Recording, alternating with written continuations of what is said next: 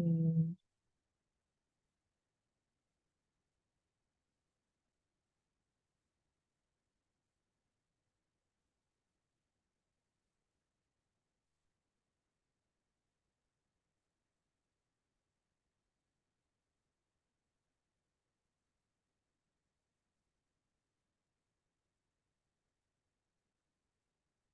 ya.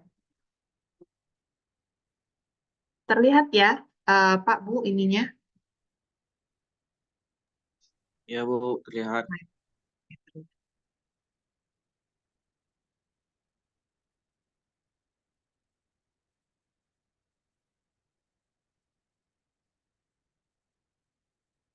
Oke, baik. Bismillahirrahmanirrahim. Assalamualaikum warahmatullahi wabarakatuh.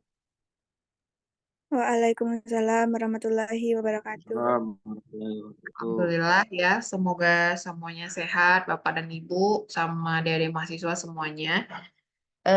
Sebelumnya, ini adalah mata kuliah hukum PTUN ya. Untuk pertemuan Zoom meeting kita memang belum ketemu, karena memang kalau dilihat dari RPS, mata kuliah hukum acara PTUN ini sebetulnya em, tingkat materinya tidak terlalu sebanyak hukum materi hukum peradilan lain. Nah, apa kalau misalkan hukum materi peradilan agama itu kan banyak ya jenis kasusnya, ada perceraian, ada waris, kemudian ada hadanah, kemudian ada poligami kasusnya. Kalau hukum pidana itu di peradilan umum ya juga banyak, ada kamar pidana, kemudian jenis-jenis kasusnya, biar itu pembunuhan, korupsi, dan lain-lain. Jadi banyak sekali asas-asasnya. Nah, kalau hukum acara PT UN, dia sebetulnya em, apa ya jenis pengadilan yang objek sengketanya itu keputusan ya, keputusan badan. Jadi administrasi aja sifatnya, dan peradilannya itu tidak ada di setiap kabupaten, tapi adanya di setiap provinsi. Satu provinsi itu ada satu peradilan PT UN. Oke. Eh, untuk berkaitan dengan pengertian PT UN, nah sebetulnya hal-hal yang bersifat dengan tata usaha pemerintahan, hal yang bersifat administrasi itu di mana ya untuk mempersidangkannya di tata usaha negara, peradilan tata usaha negara. Jadi kalau hukum acara yaitu hukum yang mengatur bagaimana tata cara bersengketa di peradilan. Nah, untuk mengatur hak dan kewajiban orang yang bersengketa berkaitan dengan keputusan ya, keputusan TUN, keputusan tata usaha negara. Nah, ada unsur-unsurnya, dia hampir sama dengan uh, unsur-unsur peradilan lainnya yang kita temukan dalam peradilan agama atau peradilan negeri. Nah, namun ada perbedaannya, ada perbedaannya. Nah, kalau di sengketa TUN itu kan harus ada para pihak yang bersengketa, sama di peradilan agama juga, di peradilan negeri juga, di peradilan militer juga ya, di peradilan umum. Kemudian diselesaikan di pengadilan tata usaha negara. Nah, jelas kalau mau sengketanya sengketa TUN di bawahnya Kamar Peradilan Tata Usaha Negara. Kemudian keputusan tata usaha negara sebagai objek sengketa. Nah, beda ya Bapak Ibu, kalau misalkan kita kalau di peradilan agama, kalau perceraian sengketanya apa ya? Memang perceraian ya, waris memang ada bentuk atau benda yang bisa dilihat ya sebagai objek sengketa. Kemudian hadanah ada perebutan hak asuh anak, kemudian poligami, kemudian ada tentang perbankan syariah. Itu kasus-kasus di peradilan eh, agama bervariasi di satu peradilan. Kalau di sengketa TUN ini dia bentuknya keputusan. Ada surat keputusannya. Ya berkekuatan hukum surat itu. Kalau gimana kalau suatu keputusan atau surat itu dia merugikan, kemana nih kita mau mengadukan? Kalau di pengadilan agama kan nggak ada tuh sidangnya tentang surat-surat keputusan, hal-hal yang berbau administrasi, apalagi di militer atau peradilan umum. Ternyata bawaannya adalah ke keputusan tata usaha negara. Kemudian mengajukan gugatan tertulis. Ya, semua peradilan itu mengajukan gugatan tertulis. Kemudian terdapat tenggang waktu mengajukan gugatan. Semua peradilan itu ada tenggang waktu mengajukan gugatannya. Kemudian asas praduga tak bersalah, sama di semua pengadilan dalam hukum acara itu kalau orang belum diputuskan oleh hakim bersalah atau belum ada putusan yang mengikat oleh hakim, maka orang kedua belah pihak itu dianggap tidak bersalah. Kemudian ada peradilan in absentia. Peradilan in absentia itu absennya ya orang ya atau pihak di peradilan itu. Jadi dalam proses mengadili seseorang terdakwa itu dapat dihukum ya tanpa dihadiri oleh terdakwa itu sendiri. Jadi boleh putusan itu tetap dikeluarkan oleh hakim walaupun orangnya tidak ada di persidangan. Kemudian pemeriksaan perkara dengan acara biasa, acara cepat dan acara singkat. Biasa prosesnya biasa ya mekanismenya, cepat prosesnya, singkat waktunya dan berbiaya murah ya, berbiaya murah. Misalnya nih Bapak dan Ibu. Misalnya anggaplah siapa ya saya bekerja misalnya nih di satu yayasan ya di satu yayasan di sini. Ketika saya masuk saya melakukan kontrak atau fit and proper test uji coba misalnya. Nah di dalam kontrak itu misalnya dijelaskan bahwasannya proses pemberhentian misalnya ya itu dilakukan dengan mekanisme misalnya kalau saya melakukan pelanggaran ada SP ya kalau enggak diberhentikan secara terhormat misalnya ada proses pemberitahuan dulu secara tertulis misalnya. Nah, di kontrak itu ternyata dalam proses berjalannya waktu saya ternyata dapat tiba-tiba surat nih dari atasan saya, surat keputusan bahwasannya saya diberhentikan. Saya kaget, saya merasa dirugikan. Kok saya tiba-tiba diberikan keputusan untuk diberhentikan gitu secara sepihak, kenapa tidak ada komunikasi dulu, kenapa tidak, kalau saya bersalah, kenapa saya tidak SP dulu, saya tidak terima nih, saya dibeginikan oleh atasan saya mau menggugat ini keputusan ini karena menciderai hak-hak saya, akhirnya saya ke pengadilan TUN, yang ada di Padang ya, karena bukan di Bukit Tinggi, di provinsi, di level provinsi, satu di setiap provinsi. Saya gugat. Siapa yang saya gugat? Misalnya ketua yayasannya atau misalnya rektornya misalnya kan. Nah, dalam hal ini dalam surat itu nanti akan diperiksa oleh hakimnya, oleh hakim. Nah, proses hakim di peradilan tata usaha negara itu juga berbeda dengan peradilan agama. Di peradilan tata usaha negara hakimnya itu bersifat aktif. Hakimnya yang aktif mencari, membuktikan surat ini benar nggak ya, surat ini salah nggak ya, dia menggali, bertanya, kemudian diproses musyawarah dulu, surat ini berhak atau tidak untuk diproses, kalau tidak proses akan ditolak, kalau misalkan berhak untuk diproses, kalau memang buktinya kuat ya sudah, ini diproses. Gitu. Nah, itu salah satu contohnya. Misal lagi, saya tes menjadi ASN ya atau tes menjadi Polwan. Dalam ketentuan surat saya tes, saya memperoleh nilai paling tinggi. Tapi ternyata di pengumuman resmi, ternyata saya tidak lulus ASN atau saya tidak lulus menjadi Polwan misalnya. Akhirnya saya tidak terima, kok sepertinya hak saya dirugikan, saya merasa dirugikan hak saya ya. Saya sudah melakukan yang terbaik, pada saat itu juga semua orang melihat bahwasanya nilai saya yang paling tinggi gitu.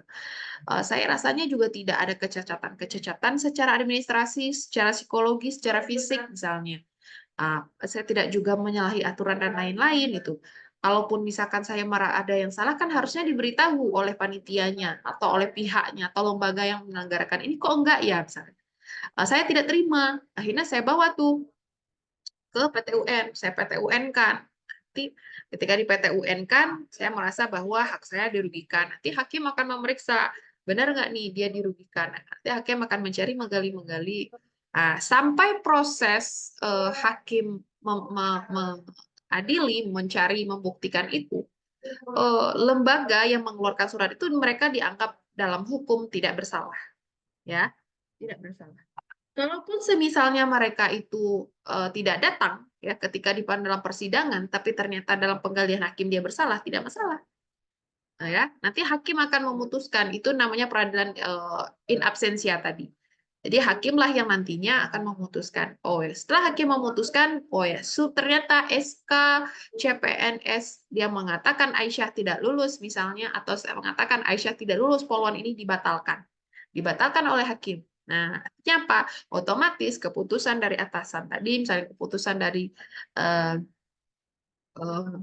dinas yang memutuskan saya tadi batal. Akhirnya apa? Oh, berarti statusnya saya tetap bisa menjadi PNS, atau saya misalnya tetap bisa menjadi polwan, atau tetap menjadi status sebagai polwan. Itu salah satu contoh tuh.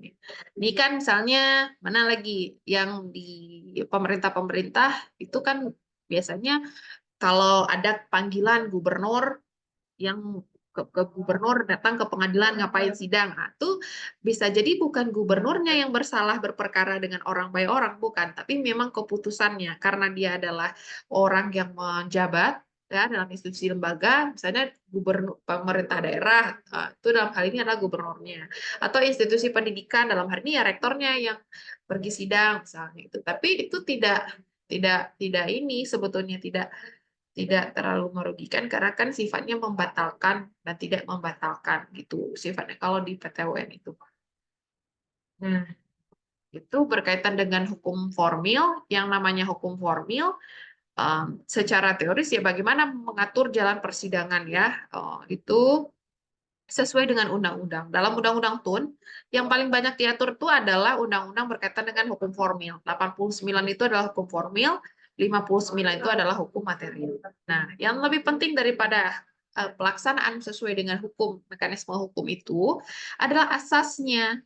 Asasnya inilah yang penting diterapkan dalam suatu persidangan. Nah, kenapa? Karena asas itu merupakan jantung, ya, jantung intisari hal yang paling penting dari suatu pelaksanaan hukum atau peradilan itu. Kenapa? Karena landasan yang paling luas, ya, asas yang paling dalam, kemudian argumentasi yang paling rasiologis itu adalah asas itu tadi. Kenapa seseorang bertindaknya seperti ini? Karena dia bertindak itu misalnya bukan karena hukum memerintah saya, hukum melarang saya, bukan karena asasnya. Karena asas dari satu keadilan itu adalah ini, misalnya. Asas dari seorang manusia itu adalah ini, mengayomi misalnya. Jadi dia lebih tinggi daripada hanya sekedar menaati hukum. Ya, pelaksanaan mekanisme hukum acara itu ada di atas yang paling tinggi adalah pelaksanaan asas itu tadi. Nah, jadi ada nilai-nilai yang sifatnya lebih etis, tentu dan tentu etis itu yang diterapkan. Makanya ketika bisa kita melihat kalau ada orang melakukan persidangan ya Bapak dan Ibu ya, kok orang tuh kayaknya bersalah ya. Secara hukum material kita ngelihat orang tuh bersalah. Tapi di dalam hukum formil sebetulnya dia benar. Nah, dia tuh kelihatan salah tapi kok malah benar ya dalam putusan hakim. Nah, bisa jadi pertimbangan dia dalam suatu peradilan tuh bukan karena melihat hukum materialnya aja. Oh iya saya melanggar ini, saya melanggar ini. Misalnya saya kalau hukum materialnya kan saya membunuh tetangga misalnya. Saya membunuh tetangga. Itu kan hukum materialnya saya membunuh. Otomatis saya juga harusnya mendapat sanksi kan. Nah, tapi ternyata kalau dalam hukum formil, beracaranya saya harus bisa menjelaskan, saya membunuh itu bukan karena saya sekedar membunuh, tiba-tiba membunuh, bukan Pak Hakim. Saya membunuh itu ada kronologisnya Pak Hakim. Waktu itu rumah saya di kemalingan misalnya. Saya lihat siapa nih, saya keluar dari kamar mandi, saya lihat dia dia sedang mengambil apa namanya harta kekayaan saya di lemari. Dia mau angkat laptop saya, perhiasan saya diangkat semuanya gitu. Nah, pada saat itu dia megang pisau. Saya nggak berani nih. Nah, mereka sendiri. Nah, terus saya ketahuan sama malingnya. Ternyata malingnya tuh gorok pisaunya di leher saya, Pak Hakim. Nah, misalnya gitu ya. Itu dia menjelaskan kronologi. Nah, menjelaskan kronologi itulah yang disebut dengan hukum beracara. Tata cara kita menjelaskan, membuktikan bahwa kita bersalah atau tidaknya. Nah, terus ketika kita menjelaskan, ketika saya mau digorok, itu pada saat itu nyawa saya sedang terancam. Nah, jadi daripada nyawa saya terancam, gitu misalnya ya, jadi saya mencoba untuk melawan si pencuri ini. Gimana caranya? Waktu itu di belakang saya ada botol. Bagaimana saya menyelamatkan diri saya? Ada botol di belakang saya ini. Dengan sengaja saya pukul kepalanya untuk menyelamatkan diri saya dan anak saya di rumah. Suami saya misalnya nggak ada di rumah, Pak. Misalnya. ada botol, jadi saya pukul Pak karena hanya itu senjata yang ada di dekat saya. Kalau enggak ya saya habis, kemudian saya bisa saja mati misalnya, atau anak saya bisa saja dilarikan atau dicuri misalnya. Jadi saya pukul lah botol itu kepalanya. Tahu-tahu ternyata dia meninggal misalnya. Jadi kesannya kan tadinya dia membunuh. Nah, tapi proses yang seperti itu kelihatannya kita salah, tapi dalam suatu peradilan, ketika kita asasnya apa? Asasnya bisa jadi karena kita mempertahankan hak hidup kemanusiaan kita, membela diri kan, membela diri. Nah, itu jadi istilahnya kelihatan yang awalnya kita bersalah, oh ternyata sebetulnya kita itu korban loh, gitu. Nah, itu yang dimaksud dengan asas tadi. Nah, misalnya dalam bentuk-bentuk putusan tata usaha negara misalnya.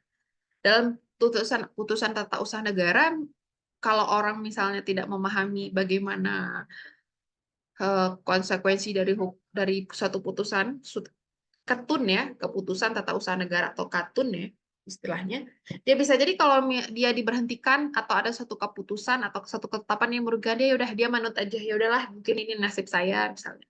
Oh biarlah nanti kalau saya udah dipecat bukan ini lagi tempat saya atau saya dirugikan, ya udah biarlah gitu. Kalau kita tinggal di negara hukum, nggak bisa begitu.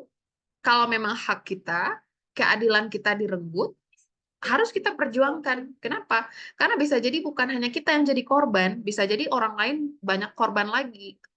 Makanya karena ini adalah bentuk kerugian yang sistemik, ya, yang terstruktur, itu harus kita lawan gitu. Nah, gimana caranya?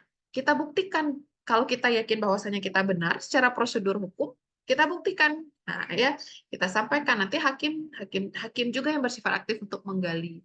Oh ya, ternyata atau bisa jadi pembuktian terbalik namanya. Oh ya, kenapa misalnya atasan saya mengatakan saya tidak lulus Polwan misalnya. Padahal nilai saya paling tinggi, fisik saya bagus, misalnya saya tidak ada cacat, saya tidak ada nyogok, saya tidak ada melakukan pidana, kemudian saya memenuhi standar, tidak ada standar apapun yang saya langgar misalnya. Kenapa akhirnya saya tidak akhirnya bukan saya yang disuruh sama hakimnya membuktikan. Nah, hakimnya bisa saja menyuruh si lembaganya silakan dibuktikan kenapa dia tidak layak untuk diterima. Nah, gitu. Itu namanya pembuktian terbalik. Oke. Kemudian Bapak dan Ibu itu ya asas-asas tadi adalah pikiran-pikiran dasar. Jadi yang paling penting dimiliki oleh setiap kita masyarakat hukum itu adalah menjaga asas-asas itu tadi, asas-asas hukum itu tadi. Jadi kalau asas hukum itu kita praktekkan sebagai masyarakat hukum, insya Allah dalam bentuk pelanggaran hukum seperti apapun ya, kita tidak takut gitu. Kemudian ada asas hukum acaratun. Asas praduga ya, tak bersalah. Jadi setiap tindakan pemerintah itu dianggap tidak bersalah dulu sampai ada pembatalan. Jadi saya nggak boleh tuh, misalnya sudah ada surat keputusan, terus oh ternyata teman-teman saya bilang, atasannya, yayasannya bersalah nih, curang nih, belum boleh. Kenapa? Karena kan belum ada keputusan dari Pengadilan Tata Usaha Negara itu benar-benar membuktikan suratnya dibatalkan atau justru mengesahkan gitu kan dari putusan itu. Nah, kemudian ada asas gugatan. Pada dasarnya tidak dapat menunda pelaksanaan katun yang dipersengketakan itu. Nggak bisa ditunda ya. Karena kenapa? Karena dia menyangkut dengan hak. Ini kalau misalkan nih, saya harusnya lulus ASN misalnya. Terus kenapa saya dikatakan tidak lulus? Ternyata setelah dibuktikan oleh hakim, dibatalkan keputusan tadi yang mengatakan saya tidak lolos. Artinya apa? Jadi saya lolos gitu ya. Harusnya saya lulus dengan bukti-bukti yang sudah ada. Jadi nggak boleh ditunda. Oh pelaksananya tahun depan kamu diangkat lagi jadi PNS. Kenapa? Karena itu merugikan hak saya. Kemudian termasuk saya misalnya bekerja dari Polwan gitu dan lain-lain. Kemudian kecuali ada kepentingan yang mendesak dari penggugat, misalnya atasan atau direktur lembaganya, yayasannya nggak bisa nih memperbaharui, kenapa? Karena sedang ada di luar negeri misalnya, atau tidak bisa mengakses memperbaharui surat karena kondisi bencana alam yang ada di kampus gitu, sehingga akses untuk ke sana tidak bisa ditembus. Nah, itu diperbolehkan. Nah, selanjutnya adalah asas audi alteram partem ya, asas kesatuan beracara dalam perkara sejenis ya, baik dalam pemeriksaan di peradilan judeks fakti maupun di Mahkamah Agung. Jadi asas audi altera partem, jadi bagaimanapun dalam pelaksanaan hukum itu, dia memang harus betul-betul didasarkan kepada fakta-fakta yang ada ya. Jadi baik itu di peradilan di peradilan tun maupun nantinya di peradilan Mahkamah Agung. Sebagai bentuk tingkat kasasi. Terus ada asas penyelenggaraan kekuasaan kehakiman yang merdeka. Asas penyelenggaraan kekuasaan kehakiman yang merdeka. Jadi hakim tuh nggak boleh ditekan ya, kemudian nggak boleh disogok. Jadi sebetulnya tingkat teror hakim yang agak lumayan rendah tuh sebetulnya agak amannya di hakim PT UN. Ya tetap aja sih ada terornya, apalagi lembaga-lembaga besar ya yang disengketakan itu, direktur-direktur, badan-badan.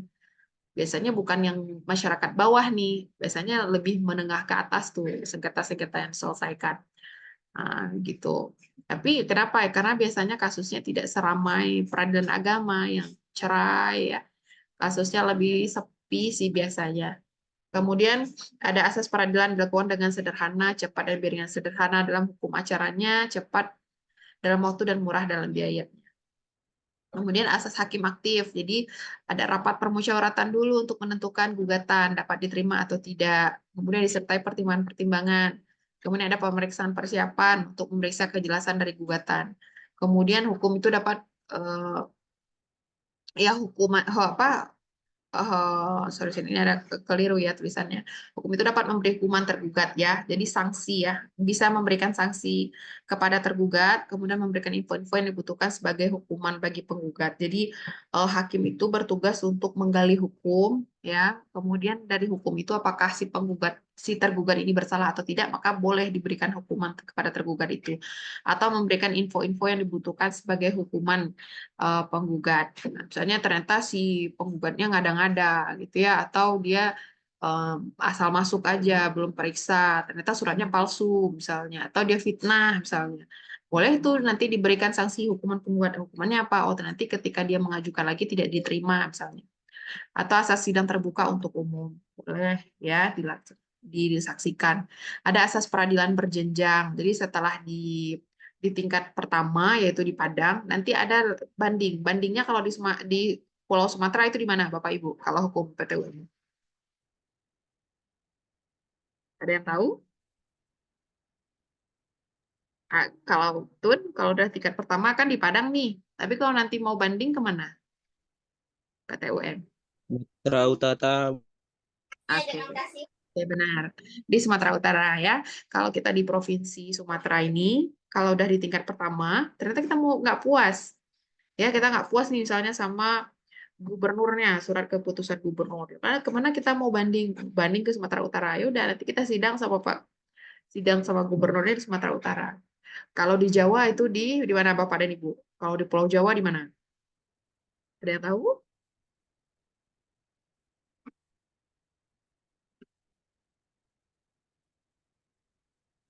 Di Pulau Jawa itu ada di Surabaya ya.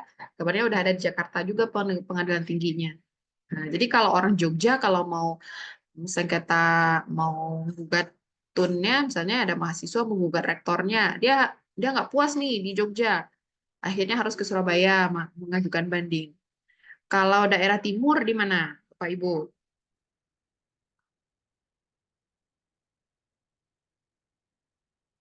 Di Makassar ya. Kalau Sulawesi, Papua, Kalimantan biasanya di Makassar. Ada satu lagi itu. Nanti kita ada satu lagi peradilannya di Pontianak apa ya kalau yang di Kalimantan itu. Oke, itu berkaitan dengan asas-asasnya. Kemudian ada asas pengadilan sebagai upaya terakhir untuk mendapatkan keadilan ultimum remedium. Jadi sengketa administrasi pun, walaupun dia ada peradilannya, dia tetap harus diupayakan dulu penyelesaian melalui musyawarah atau mufakat. Ada upaya administrasi, musyawarah itu tetap dikedepankan walaupun ada pengadilan ya. Kemudian ada asas objektivitas. Nah, hakim ini ya, mohon maaf nih.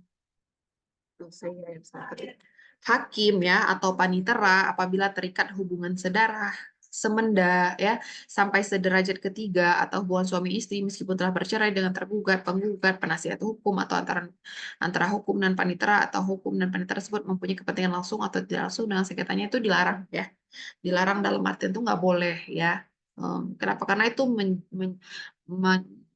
menjaga asas objektivitas daripada hakim. Makanya hakim PT UN itu banyak, paniteranya itu banyak ya. Kan nggak mungkin semua paniteranya saudara dari satu penggugat kan. Nah, itu. Dan hakim gitu jelas harus dijelaskan. Nah, makanya kenapa Mahkamah Konstitusi itu sangat ribut sekali ya ketika ada keputusan memutuskan sengketa untuk pemilu itu karena dia nggak lagi hubungan sampai derajat ketiga, itu udah sangat-sangat dekat sekali ya pada derajat pertama malah.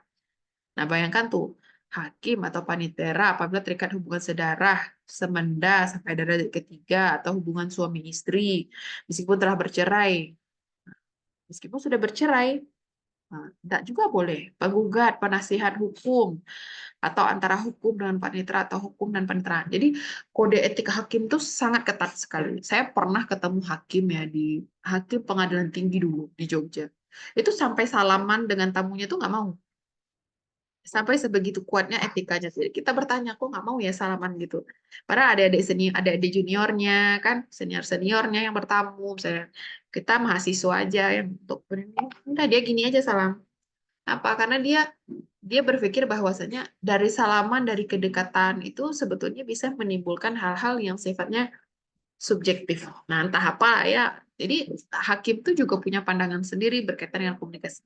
Makanya hakim itu kan tidak terlalu bebas ya bergaul di luar ya dengan apanya. Kenapa? Karena dikhawatirkan ketika dia bergabung, kemudian ketika ada ternyata orang yang dengan temannya itu adalah tergugatnya misalnya, atau lawan sengketanya, difoto misalnya. Difoto. Ternyata suatu waktu dalam putusan hakim itu memenangkan temannya, nggak sengaja memang betul-betul dia tidak bersalah.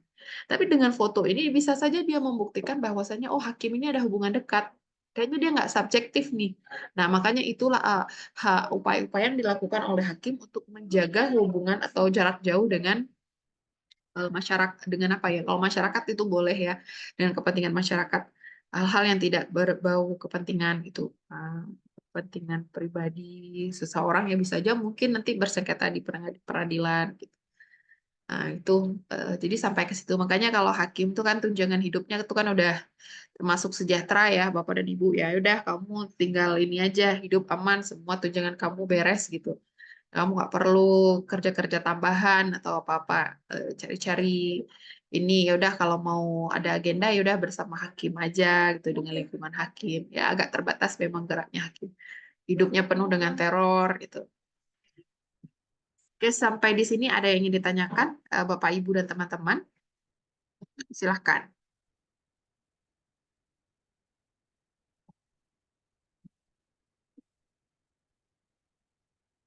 Kalau enggak saya lanjutkan dulu ya. Sebentar.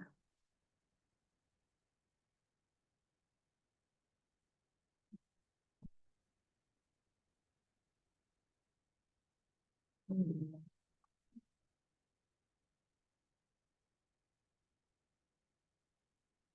Ini udah terlihat belum ya? Slide selanjutnya. Belum, Bu. Ya. Hmm. Sebentar.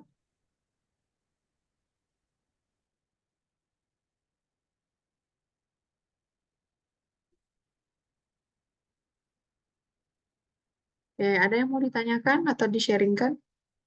Boleh ya, langsung aja nanti tanya. Nggak harus nunggu sesinya. Oh, Bu Aisyah, Iya, iya Bu. ini ada terkait apa tata usaha negara tadi ya, hak-hak kita misal sebagai eh, pekerja gitu. Hmm. Apakah seperti yang Bu Aisyah bilang tadi kontrak gitu ya di sebuah yayasan. Ini ada kisah 10 tahun lalu sih. Nah, Hmm. cuman karena ini kita terkadang permasalahannya itu kita bukan tidak mau ambil pusing ya, tapi ternyata kebanyakan dari kita itu tidak memahami hak-hak kita apa saja yang harus kita lakukan ketika hal seperti ini terjadi. Nah, Ya. ada kejadiannya. Jadi teman saya ini dia diundang jadi dosen, diundang ke sebuah kampus negeri yang di Kota Padang gitu kan. Jadi dia tamat kuliah diundanglah ke kampus itu kan, untuk menjadi dosen. Sebelumnya dia bekerja di orang-orang NGO juga. Nah, setelah bekerja di sana kan ada itu SK, langsung rektor yang kasih SK-nya bukan dari fakultas gitu. Mm-mm. Kebanyakan waktu itu kan yang dosen-dosen undangan di sana itu SK-nya dari dekan gitu kan. Nah, yang teman saya ini langsung rektor dan itu dimandatkan ke bawah ke dekannya. Nah, cuman di surat SK itu tercantum sejak tanggal gitu ya. Jadi Mm-mm. tapi berakhirnya nggak disebutkan di situ. Mm-mm. Mm-mm. Nah, ketika terjadi peralihan pimpinan fakultas, em, bukan di sana sih. Apa ya, entah karena ada konflik internal atau apa, tiba-tiba aja jurusannya itu menghentikan gitu dengan cara itu tidak ngasih mata kuliah ke beliau. Ya.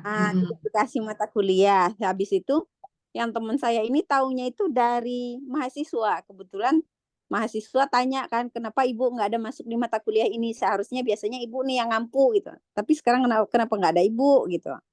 Sampai dicari-cari ternyata di mata kuliah yang selama ini diampu itu nggak ada lagi namanya, udah digantikan gitu loh. Iya, Nah, iya. ketika dicoba konfirmasi ke jurusan, ya orang jurusannya bilang ya gitu aja dan disuruh tuh teman saya datang. Cuman teman saya karena mestinya dia yang apa ya, orang pihak jurusan yang terlebih dahulu memberikan pemberitahuan ke dia kan. Tapi dengan cara seperti itu dia ya udahlah terserah, udah gitu. Dia nggak ini, nggak mau lagi, nggak datang dia ke jurusan waktu dipanggil, disuruh datang ke sana gitu.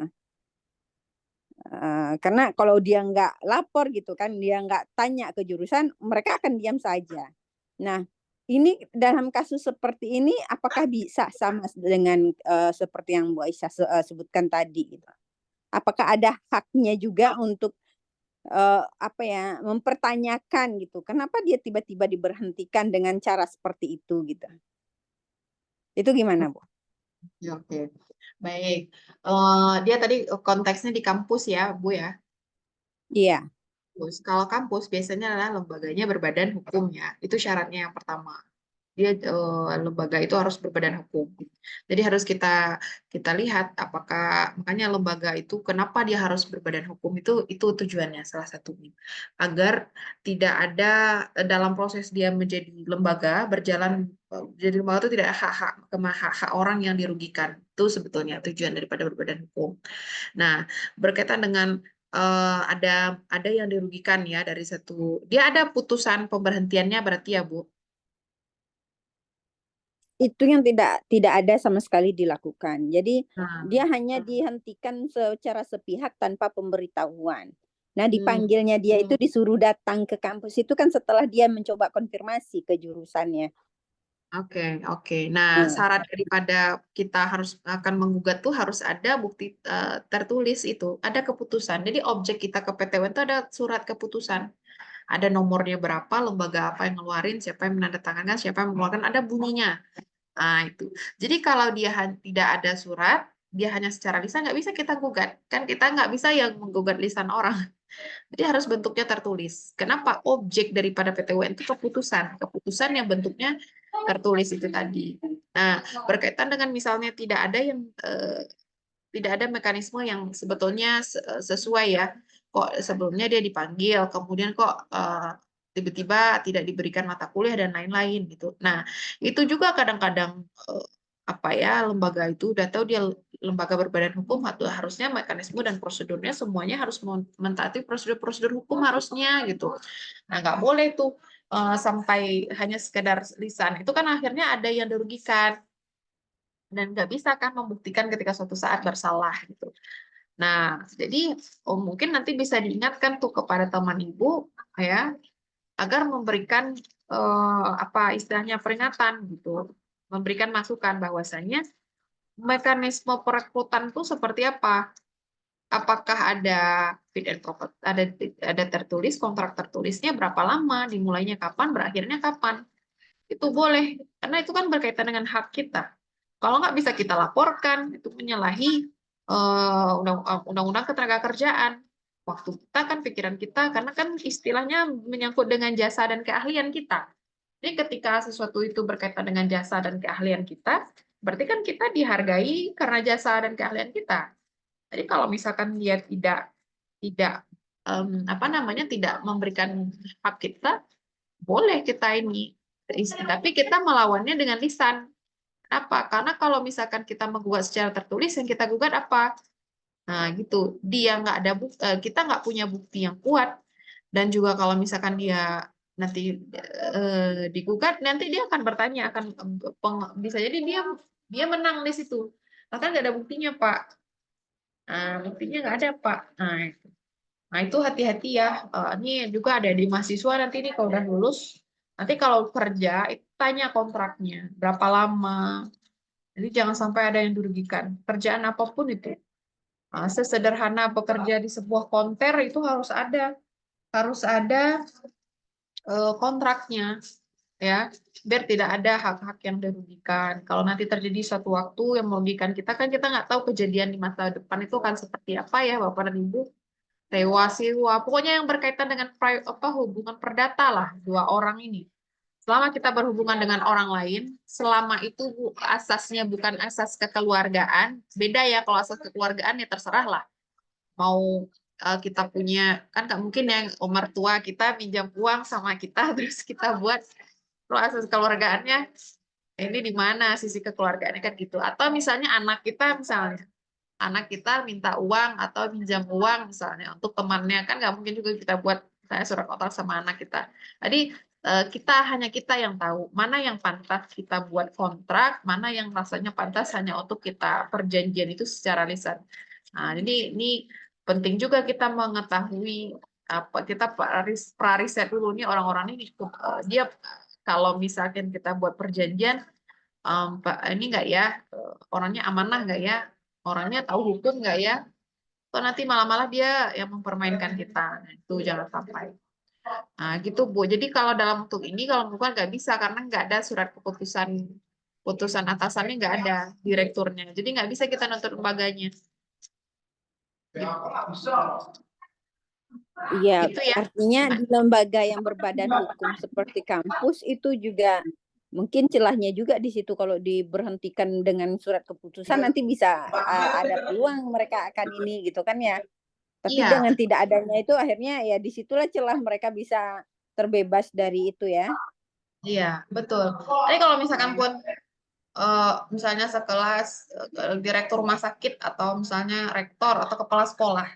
Kepala sekolah dia memberhentikan gurunya. Saya nggak pakai lagi guru honorer misalnya, karena kami harus memberhentikan gitu. Tapi kalau misalkan dia jelas memberikan rasional, yang bisa diterima oleh pihak yang dirugikan, itu tidak masalah. Oleh pihak yang dirugikan itu tidak masalah. Tapi kalau pihaknya tidak terima, misalnya dia mau memperjuangkan keadilan, nggak bisa dia memperjuangkan keadilan hanya dengan musyawarah mediasi ngomong baik-baik. Harus ke pengadilan. Yaitu hak kita untuk bisa mengakses ke pengadilan. Apalagi PTUN itu biaya murah, prosedurnya cepat. Jadi orang mau biasanya ke PTUN. Beda misalnya dengan pengadilan agama yang ngantri kasusnya banyak, tidak beragam, terus prosedur waktunya juga sampai 30 hari. Kalau di PTUN ini waktunya cuma 14 hari, 7 hari, cepat gitu. Banding itu aja paling sama KMP kasasi itu nggak lama. Nggak nyampe, setahun maksimal lah, nggak nyampe lah 6 bulan lah. Itu enaknya kalau di PTUN. Jadi hakim PTUN. Kalau ke PTUN itu Bu, itu untuk biaya-biaya yang dikenakan itu transparan tidak kepada misal yang menggugat gitu kan, yang mengadukan perkara itu. Apakah ada Transparan artinya biasanya. tidak, kadang kan yang bikin kita agak ragu-ragu itu kan karena ada biaya-biaya yang tidak tersebutkan gitu kan. Iya, betul-betul. Dan bahkan yang uniknya ya di hakim PTUN tuh, hakimnya yang justru lebih aktif. Beda dengan hakim kita di pengadilan agama kan. Kita yang disuruh membuktikan ya, kita yang akhirnya berdrama-drama misalnya ketika bersengketa itu. Kalau di hakim PTUN tuh enggak, mereka yang aktif. mereka yang aktif, bahkan mereka juga yang mencari info gitu. Dan hakimnya tuh nanti kita bahas di sesi hakimnya seperti apa ya minggu depan, khusus di hakim itu keunikan di PTUN itu. Tadi sudah prosesnya cepat, sederhana, biayanya murah gitu. Dan lain-lain gitu. Jadi tidak terlalu sesulit dan serami di pengadilan agama. Yang saya lihat begitu ketika di PTUN itu. Oke, gitu, Ibu? Udah, makasih Bu ya. Iya, ya sama-sama Bu Ani. Oke, selanjutnya kita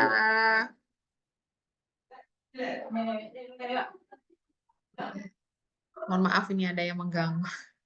Kita lanjut ya Bapak dan Ibu ya ke ada satu materi lagi selanjutnya.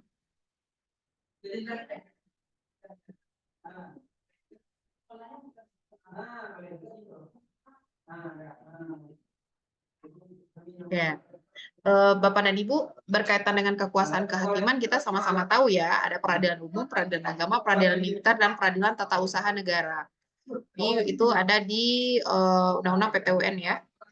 Nah, kekuasaan kehakiman di lingkungan peradilan tata usaha negara itu, dia salah satu pelaksana kekuasaan kehakiman ya terhadap sengketa tun. Yang sudah saya jelaskan juga sebelumnya. Nah, kekuasaan yang dimaksud itu dilaksanakan oleh Pengadilan Tata Usaha Negara dan Pengadilan Tinggi Tata Usaha Negara yang berpuncaknya kasasinya yaitu di Mahkamah Agung. Nah, berkaitan dengan PTUN itu diatur dalam Undang-Undang Nomor 5 Tahun 1986 tentang Peradilan Tata Usaha Negara. Nah, sebetulnya namun ya undang-undang ini belum langsung bisa dilaksanakan karena mengenai sarana dan prasarana yang belum memadai sebetulnya. Masih ada ya kelemahan juga di PTUN itu. Maka dilaksanakan secara bertahap selama-lamanya dalam 5 tahun.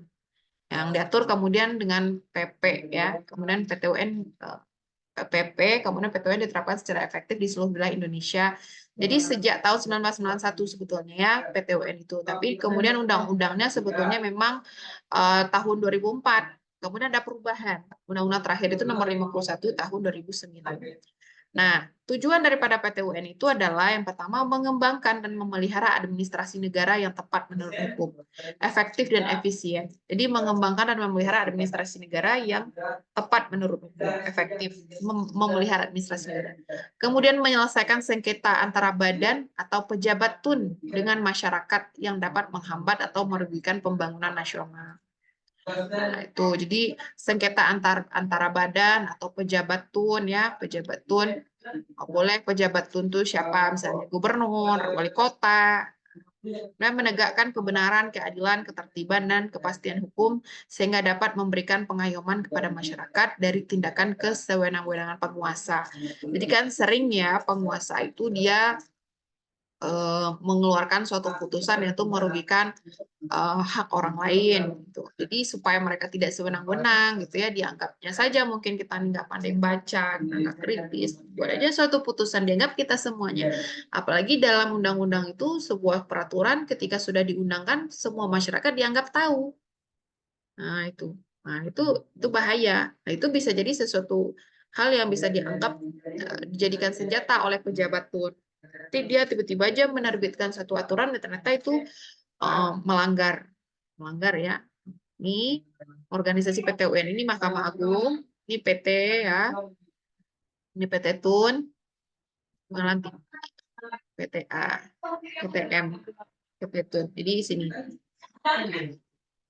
PTUN, PT Tun, ada Mahkamah Agung. Kemudian selanjutnya kompetensi absolut PTUN.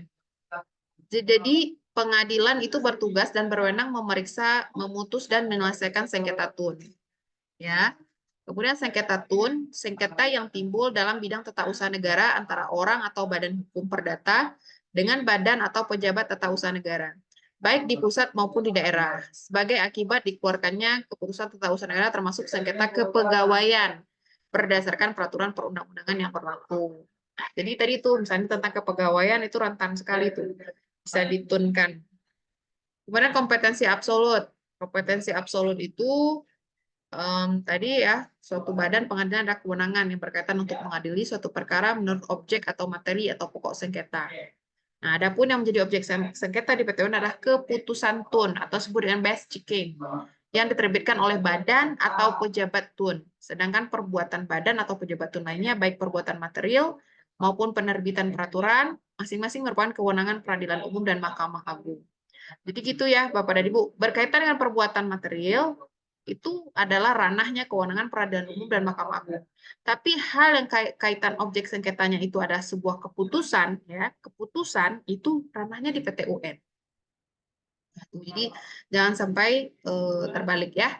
Jadi tidak semuanya ini atau misalnya tindakan manipulasi atau tindakan pemaksaan atau misalnya tindakan manipulasi data misalnya itu ke pidana, ke peradilan umum. Nah, jadi kadang-kadang di satu tindakan itu hakim, oh ya dia juga melakukan melakukan satu tindakan, ya dia mengeluarkan satu putusan, ya keputusan yang itu merugikan kita. Tapi di situ juga ada perbuatan lain yang sifatnya misalnya mengintimidasi kita, gitu ya, meneror kita. Nah itu bisa dilaporkan ke peradilan umum. Jadi dia sekaligus keputusannya ke PT UN, perbuatannya ke peradilan umum. Nah begitu. Oke. Itu ya berkaitan dengan kompetensi PT UN. Sebentar, tadi ada sedikit dulu.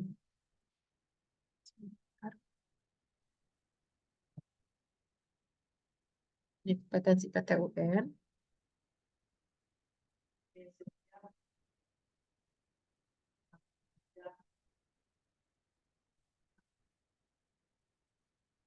Saya share screen dulu.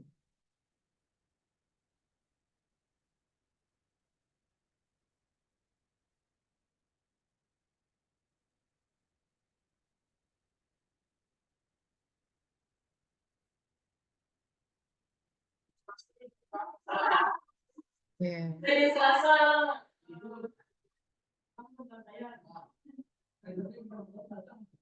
Oke, ini terlihat ya Bapak dan Ibu ya. Tadi berkaitan dengan kompetensi. Tadi kompetensi itu sama dengan ranah ya. Ranah ya. Sebentar saya izin. Sebentar.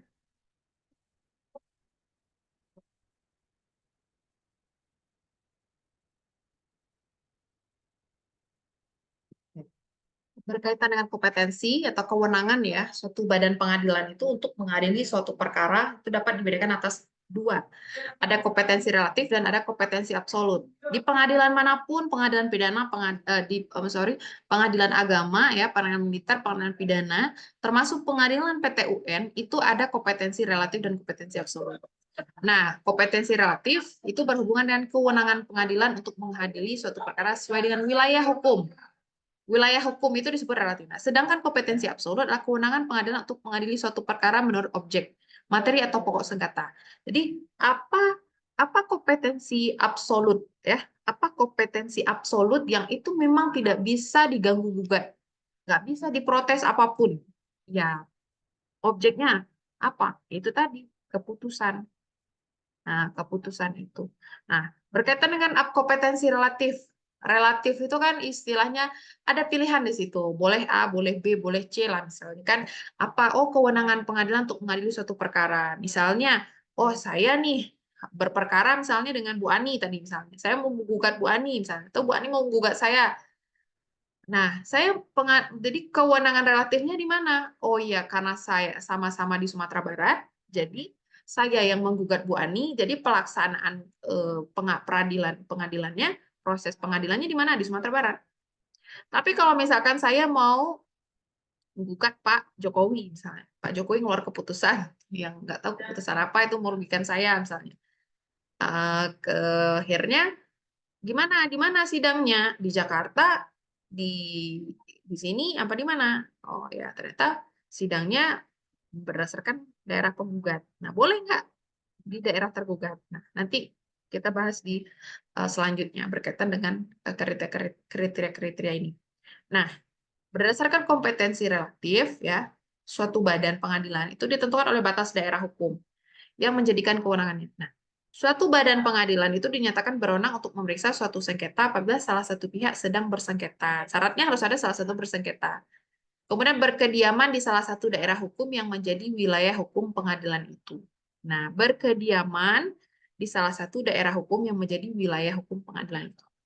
Nah, itu diatur ya dalam undang-undang. Nah, dalam Undang-Undang Nomor 9 Tahun 2004 yang menyatakan pengadilan tata usaha negara berkedudukan di ibu kota, kabupaten atau kota dan daerah hukumnya meliputi wilayah kabupaten atau kota. Nah, kalau sekarang ya di di Undang-Undang Nomor 9 Tahun 2004 ya sudah diterapkan gitu berkaitan dengan atau kalau di Padang, kalau di pesisir selatan ada nggak PT UN, Pak Dedi? Iya.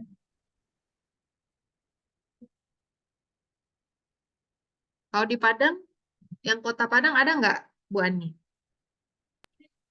Maaf apa ya, Bu? Yang PT UN.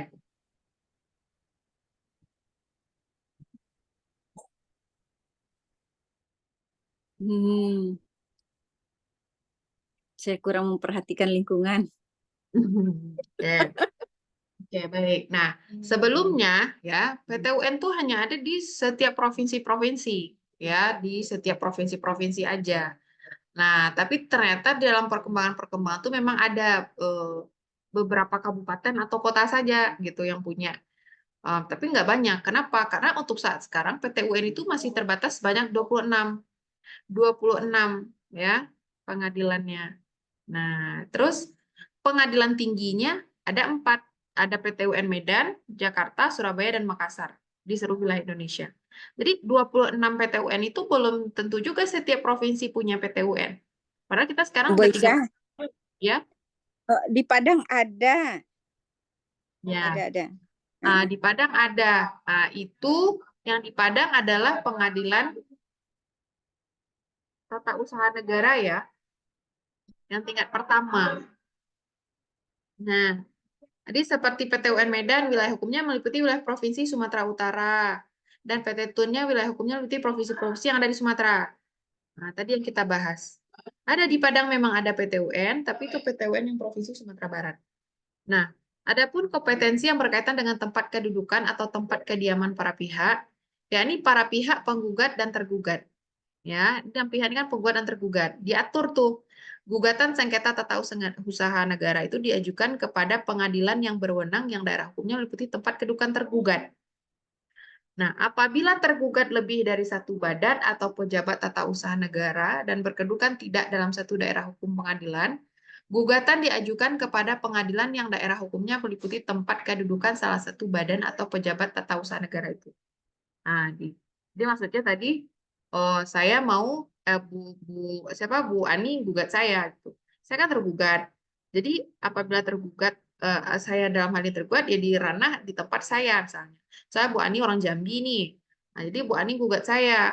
Nah, jadi ranahnya di mana ya, pelaksanaannya di Padang. Nah, jadi kalau saya mau gugat Pak Jokowi misalnya sebagai presiden, kan pejabat tata usaha negara tuh, atau mau gugat putusan MK misalnya, karena merugikan saya nih, misalnya. Nah, itu di mana gugatnya? Ya, di daerah tergugat. Atau kemarin ada, saya mau gugat Badan Pertanahan, atau mau dinas sosial misalnya, berdasarkan dengan keputusannya yang merugikan saya misalnya kan.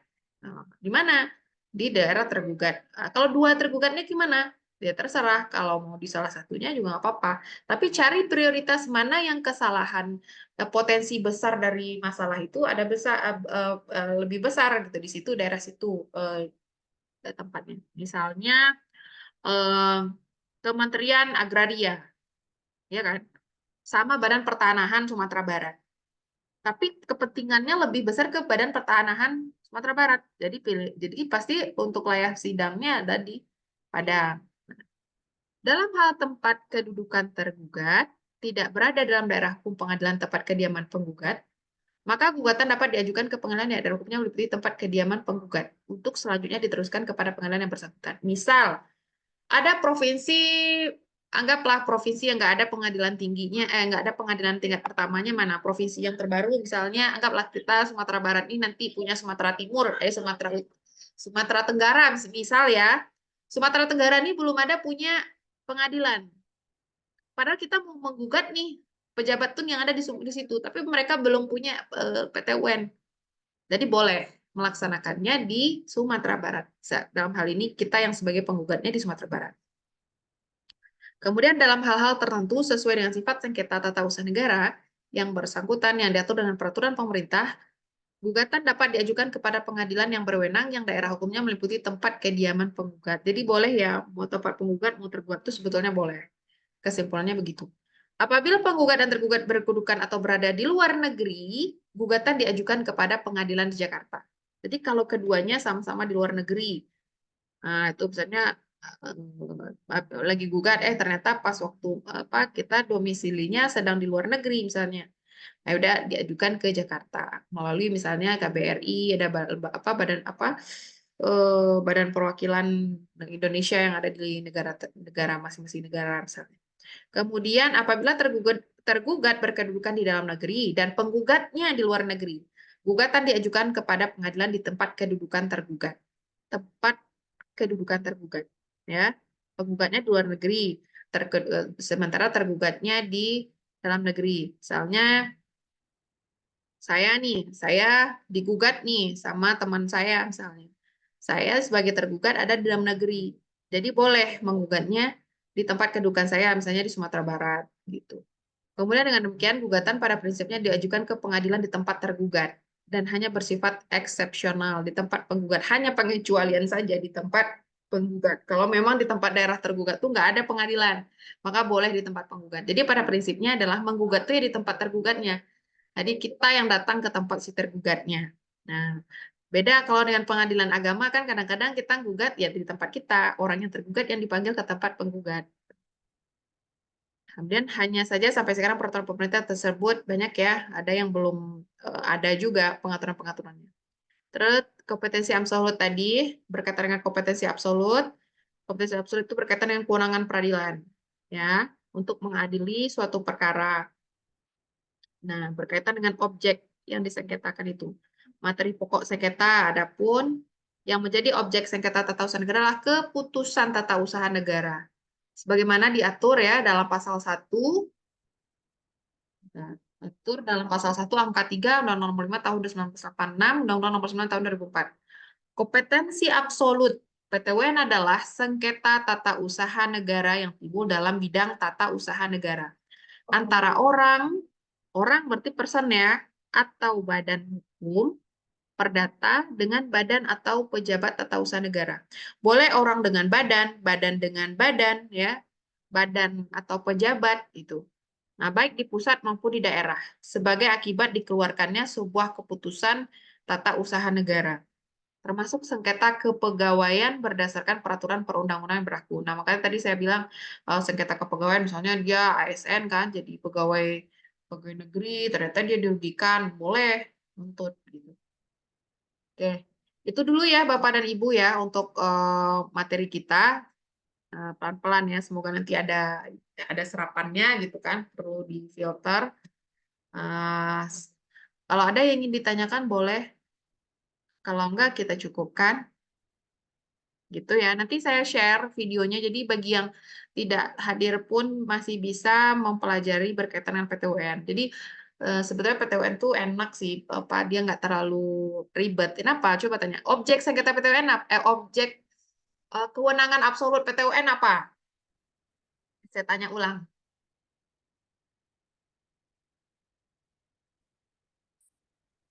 Pak Gilang tadi senyum-senyum terus nutup kamera. Gimana nih Pak Gilang?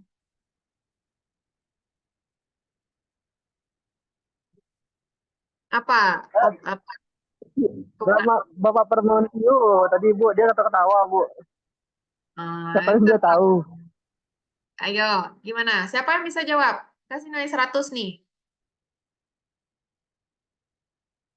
Apa yang jadi objek dari PT UN?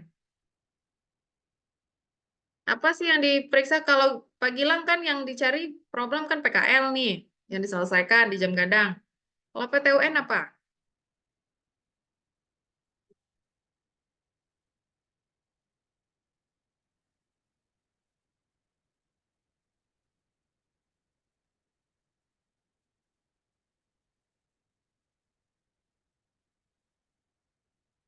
Bu, tanya boleh, Bu.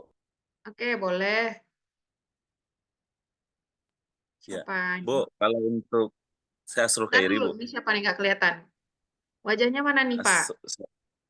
Bentar, saya aktifkan. Oh, Pak Asrul Khairi. Ya, lagi jaga warung, Bu.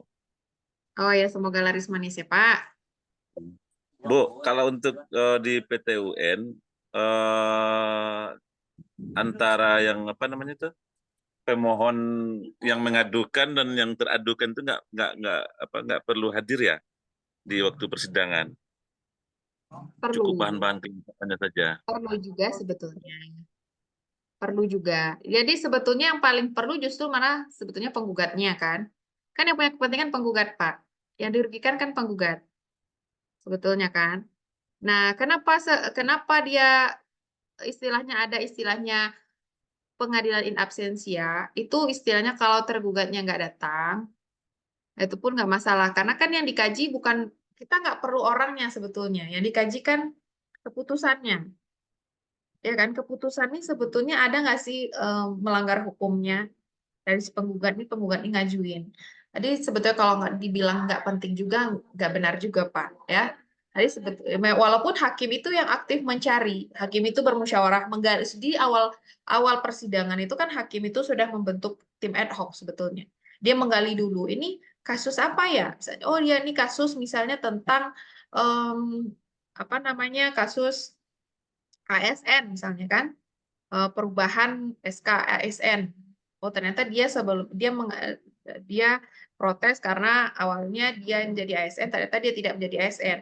Itu dikaji oleh hakimnya. Hakimnya bersifat aktif, bermusyawarah, kemudian mencari informasi sebanyak-banyaknya berkaitan dengan administrasi itu. Makanya prosesnya cepat sebetulnya. Nanti ketika misalkan hakim sudah menemukan, tapi butuh nggak hakim ketika di hari H keterangan dari A, B, tetap butuh, tapi bukan sifatnya bukan bukan hal yang utama. Beda kalau di peradilan agama kan orang bercerai kan harus ada kedua belah pihak ya Pak ya. Nggak bisa memutuskan orang itu damai atau rujuk hanya dengan misalnya bukti screenshotan HP misalnya kan saya cerai kan kamu talak 2 gitu. Nggak bisa nggak bisa hakim membuktikan. Tapi kalau misalkan keputusan tun, keputusan pejabat itu memang beda. Hakimnya yang harus aktif mencari. Kenapa? Karena levelnya pejabat, Pak. Ya, yang ini itu sistem sistem itu dan memang butuh apa namanya hakim untuk menggali itu. Tapi kalau misalkan tergugatnya nggak datang itu tidak masalah. Makanya banyak juga Pak pejabat-pejabat tun itu ya tiba-tiba kaget aja kan. Ada dapat surat, ada putusan dari tun ternyata membatalkan putusan mereka gitu. Nah, tapi kalau Oke, penggugat dia harus artinya, Bu, tahu kan. Bu, izin saya potong. Artinya tanpa hadir tergugat dan penggugat, kalau jadwal sidangnya sudah ditentukan, hakim bisa melaksanakan persidangan. Ya bisa, karena ini kan sebetulnya kepentingan penggugat kan, Pak ya. Jadi makanya eh, makanya gimana coba contohnya nih kasus di luar negeri. Saya dikata tadi kan Bapak nanya harus bisa nggak hadir ya gitu. Dalam konteks mereka dua-duanya di luar negeri misalnya, kasus tun permohonannya dimasukin ke Jakarta. Ya hakimnya yang memutuskan. Nah, gitu. Nah, itu enaknya. Jadi prosesnya cepat, murah, berbiaya murah, prosedurnya biasa gitu ya.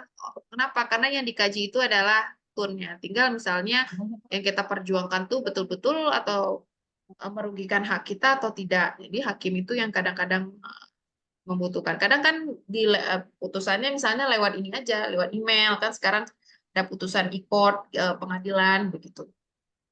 Seru kalau saya Pak kalau ditanya kalau mau jadi hakim apa hakim PTUN saya Pak. Timbang hakim pengadilan agama sama pengadilan negeri. Karena diputuskan cuma mutusin surat ini ya lebih aktif kalau pengadilan agama tuh kan oh nanyanya ini mediasi orang apa Pak kenapa gitu. Nah, mediasi. Kalau PTUN ini lebih menantang sih resikonya ya memang karena pejabat ya banyak sekali tuh resikonya. Itu ya Pak Asrul Khairi. Siap, siap. Makasih, Oke. Bu. Jadi apa Pak objeknya kewenangan Kewenangan absolutnya absolut PTUN apa? dari penjelasan Bu Aisyah tadi terkait sengketa tata usaha negara ya. Jadi kewenangan itu ya Ya, memeriksa, habis memutus dan menyelesaikan sengketa yang berkaitan dengan tata usaha negara. ya betul. Pokoknya kalau ditanya apa objek apa sih yang yang menjadi kewenangan PTUN? Keputusan. Keputusan itu kan artinya tertulis ya dalam bentuk kertas tertulis. Nah, itu yang menjadi eh, kewenangannya.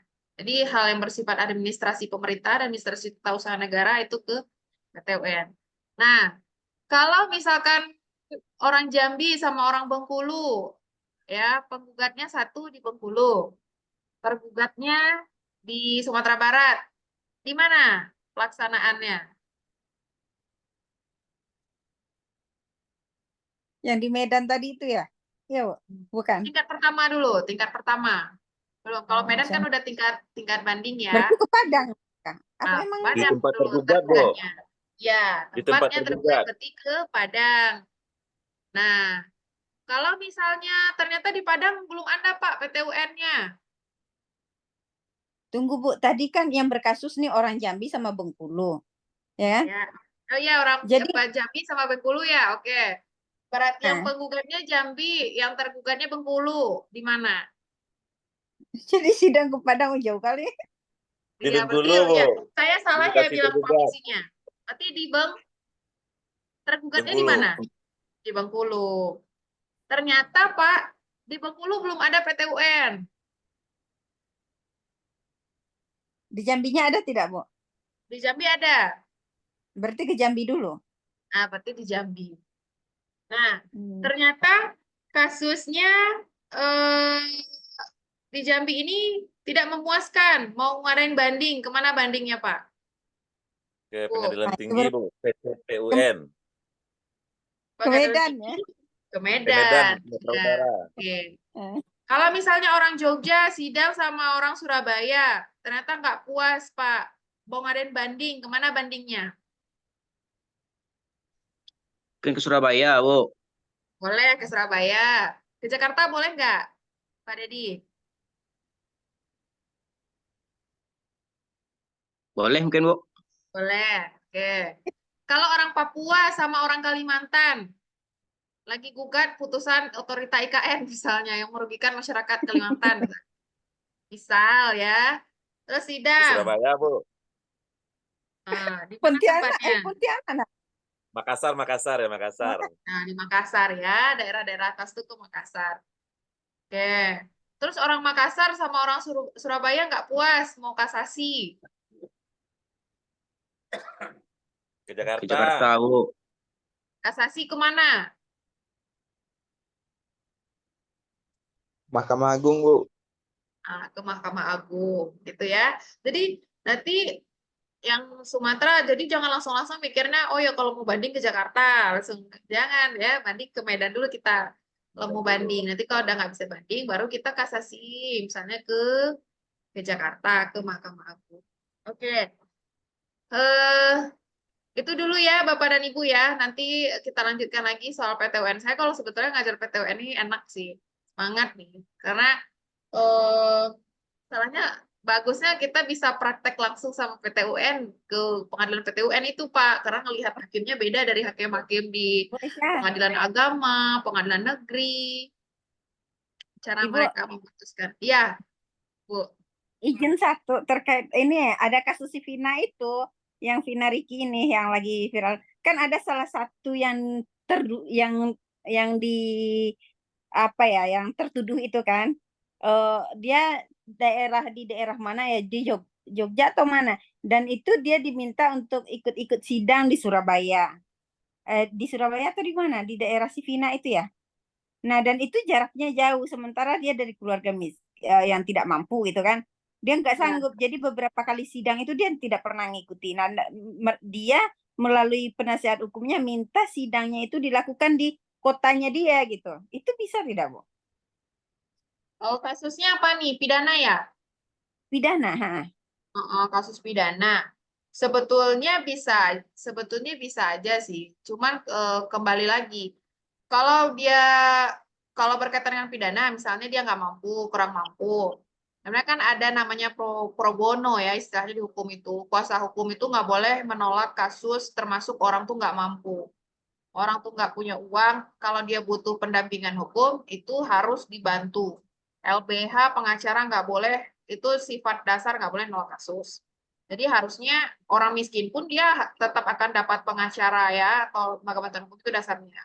Nah, berkaitan dengan dia diminta sidang, dalam hal ini dia sebagai pidana pihak pertama atau pihak kedua atau pihak ketiga. Nah, itu beda lagi tuh Bu kajiannya. Kalau misalkan misalnya dia tergugat, tapi bukan tergugat pertama. Jadi bisa jadi di Surabaya tergugat pertama. Kenapa? Karena memang kepentingan yang lebih besar itu ada pada tergugat pertama. Nah, tergugat kedua, tergugat ketiga ini istilahnya ngikut aja sebetulnya ke sana.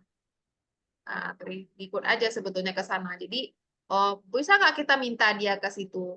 Tergantung kepentingannya lebih kuat kemana. Apakah memang dia sebagai tergugat kedua atau tergugat ketiga, apalagi dia hanya sebagai saksi misalnya kan, untuk sidang. Itu nggak bisa.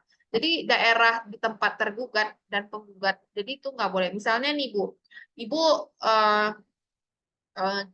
misalnya ibu ini ya lagi jual tanah dengan sebuah perusahaan misalnya, dengan sebuah perusahaan ternyata ada eh, ada apa ya istilahnya ada kesalahan misalnya, ada di situ tuh pelanggaran-pelanggaran. Nah, ternyata di situ terlibat ada badan pertanahan misalnya. Kemudian ada kontraktornya misalnya. Terus ada pemerintahnya misalnya, sisi pemerintah dan lain-lainnya. Itu Ibu harus bisa menempatkan tiga itu mana yang paling besar dosanya. Itu rasa-rasanya. Mana yang bakal besar, gede, yang besar tuntutannya. Itu harus ditaruh nomor satu. Nah, yang agak menengah taruh nomor dua. Yang agak kecil, tapi dia juga tetap ada kontribusi ya di situ taruh di nomor tiga. Nah, itu jadi nomor itu di hukum itu punya arti, punya meaning, punya maksud. Kalau caleg gimana Bu? Kalau nomor satu ada artinya nggak tuh kalau nomor satu, nomor dua, nomor tiga gitu kan? Nah, tapi kalau di hukum tuh ada. Jadi satu itu hal yang paling sangat penting, fundamental sekali. Yang kedua itu istilahnya penunjang, yang ketiga itu pelengkap gitu. Itu jadi jangankan 1, 2, 3, titik, koma, garis miring aja itu punya makna di hukum itu. Jadi semuanya ada maknanya. Itu Bu Ani. Ya. Oke, Ibu. Oke, Bu. Oke, yang lain ada lagi yang mau ditanyakan nih mahasiswa reguler nih Riko, Rizky, Sinta, Shiva, atau ada yang kurang jelas boleh dikonfirmasi ulang. Atau enggak kita cukupkan. Tambah satu Nanti lagi pertanyaan bisa, Bu. bisa. Mana Pak? Gini, Bu. Yang ingin saya tanyakan gini, Bu. Tentang kasus yang terbaru, Irman Gusman. Oh ya, gimana? Setelah keluarnya keputusan KPU kemarin, itu Irman Gusmannya menggugat kemana itu, Bu? Ke PT UN, apa langsung ke MA atau MK, Bu? Itu, Bu. Oke. Tadi ada keputusan pejabat ya, tata usaha negara. Itu berarti merugikan siapa? Yang dirugikan siapa dong itu? Pak Irman kan menguntungkan ya, pihak yang menguntungkan. Maksudnya, Bu?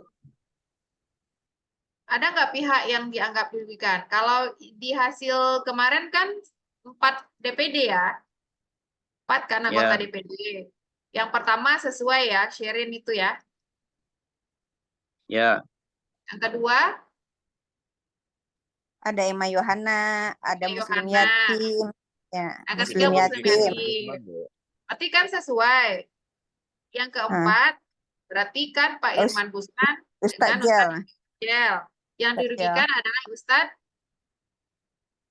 Kenapa, Jel. kenapa Ustadz Jel dirugikan di situ? Nggak ada. Yang 4 itu nggak dirugikan, Bu. Sekarang itu yang digugat Irman Gusman, karena dia dirugikan tidak dimasukkan ke dalam daftar calon DPD oleh KPU. Oke, Makanya ya, dia menuntut untuk melaksanakan PSU di seluruh Sumatera Barat. Makanya keluar keputusan MA memerintahkan KPU untuk melaksanakan KPU di Sumatera Barat, memasukkan nama Irman Gusman. Jadi artinya kembali ke nol semuanya. Oh iya, tadi maksudnya Pak Deddy Taruh Rahman ulang. tadi gimana? Bukan menggugat hasil putusan MK maksudnya kan? Kan Bu, hasil keputusan KPU kemarin Bu, Hasil keputusan itu KPU. maksudnya. Kalau sengketa pemilu berkaitan dengan KPU kan sebetulnya itu kewenangan ranahnya Mahkamah Konstitusi ya, karena berkaitan dengan hal-hal yang bersifat sengketa pemilu. Nah kalau ini kan kasusnya hasil daripada putusan MK kan udah inkrah kan? Jadi Mahkamah Konstitusi ini kan udah mahkamah istilahnya udah mahkamah tertinggi untuk penyelesaian sengketa pemilu. Ya kecuali kalau mau nggak selesai dalam negeri ya udah lah gugat ke MK internasional. Tapi kan nggak sampai ke situ.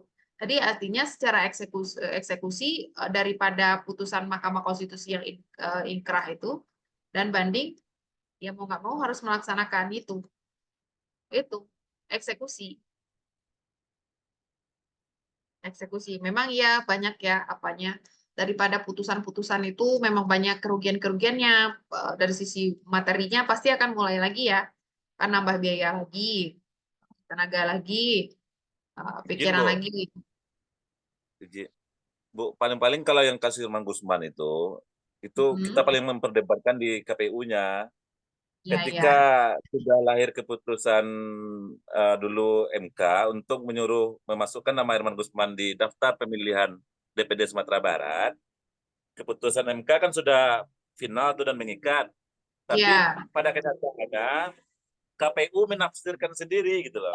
Dia menafsirkan sendiri aturan MK itu menurut penjabat. Nah ini yang jadi Ya. persoalan. Boleh nggak keputusan ingkrah dan mengikat itu dijabarkan dengan akal dan logika kita? Ini yang terjadi di KPU Sumatera Barat. Dengan akar logika kita sebagai apa? Berdampak nggak Pak ke eksekusinya? Kalau Ya kita akhirnya sebagai sekarang akademisi berdampak boleh, kan, dirugikan. ya kita sebagai akademisi boleh. Tapi kan tentu pendapat itu memang harus mencari pendapat yang memang ada kontribusi dalam kebijakan kan. Kalau kita di ranah di sini boleh-boleh saja kalau kita mau menafsirkan. Atau pendapatnya Pak Asrul Khairi gimana maksudnya? Harusnya yang diterapkan itu adalah yang sesuai MK begitu. Iya, harusnya. Jadi bukan yang penafsiran KPU, gitu kan? Iya, Nah, itu kan betul. berarti kan tafsiran KPU itu berarti kan ada dalam bentuk tertulis kan ya?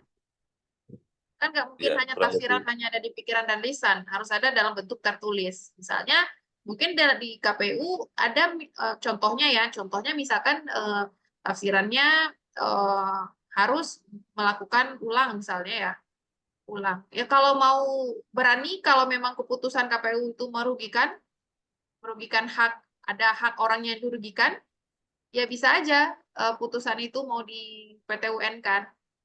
Tapi kan di sini kembali lagi, semuanya orang nerima atau gimana? Nah, itu kembali lagi. Kalau orangnya nerima ya udah akhirnya kan eh, akhirnya berjalan aja, akhirnya mengeksekusi aja akhirnya tafsiran-tafsiran itu. Nah, itu juga kalau eh, apa ya kekurangannya daripada TUN ini kadang-kadang orang hanya menerima aja keputusannya begini. Nah, nggak coba tuh misalnya dikatunkan gitu.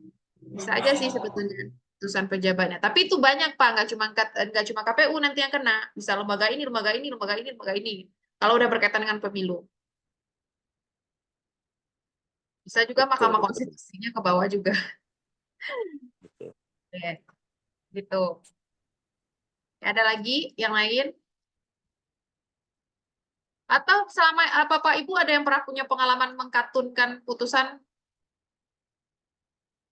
Jarang kan? Kedengarannya Ada, jarang Bu. nggak? Ada Ada Pak. sengketa di Apa itu kami Pak? kemarin sengketa Pilwana pemilihan Wali Nagari. Oh, Piala Wali Nagari gimana? Boleh Pak diceritakan? Ya makanya tadi itu saya tanya Bu, ke Ibu. Waktu di PT UN Pariaman si Hah? penggugat menggugat kita tetap putusan tetap dilaksanakan pemilihan oleh penetapan oleh negari. Sementara pihak si penggugat ini merasa ya mereka banding kan sampai ke Medan dan sampai ke MA Jakarta. Tapi kita udah nggak Ya. tahu lagi.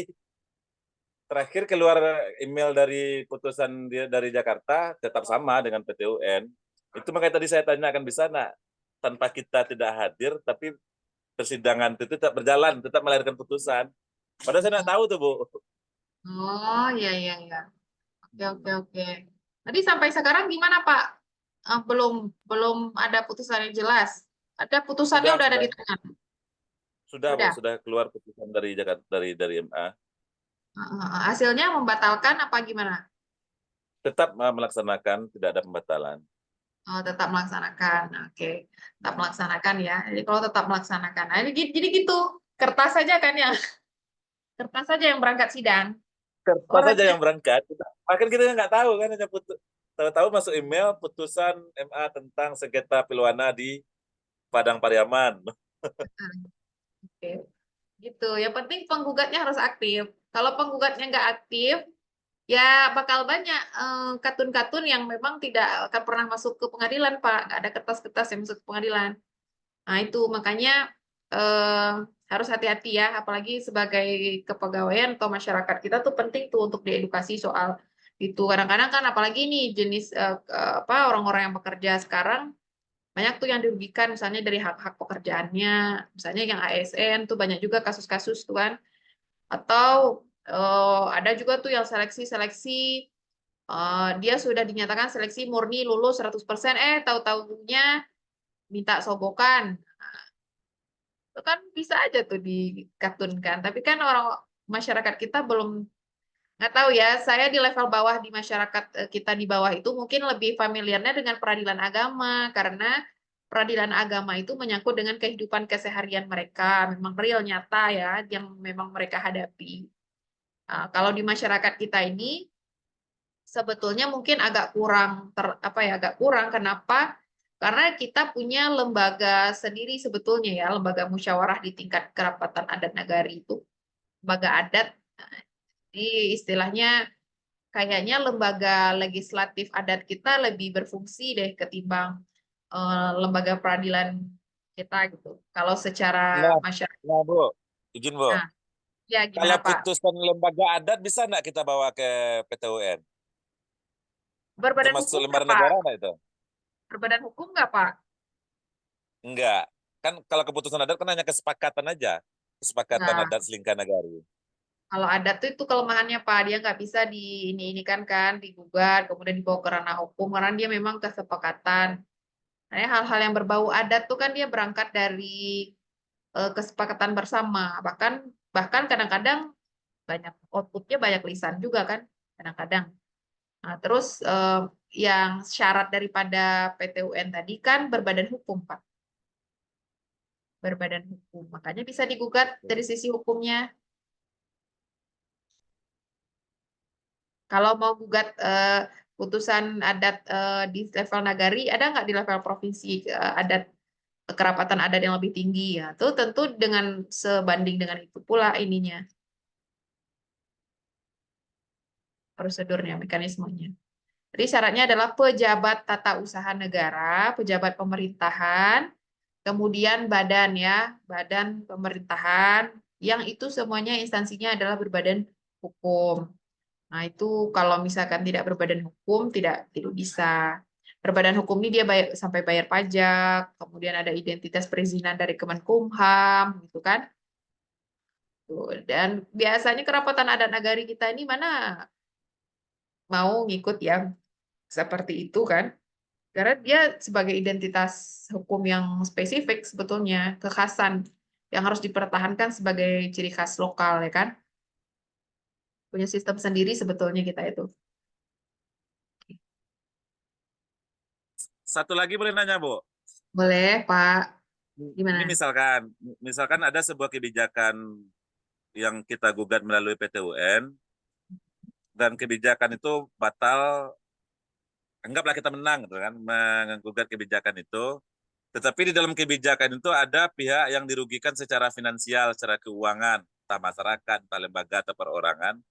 Kerugian kita finansial itu bisa kita tuntut melalui PT UN atau di mana, Bu? Atau bisa berbarengan dengan tuntutan kita?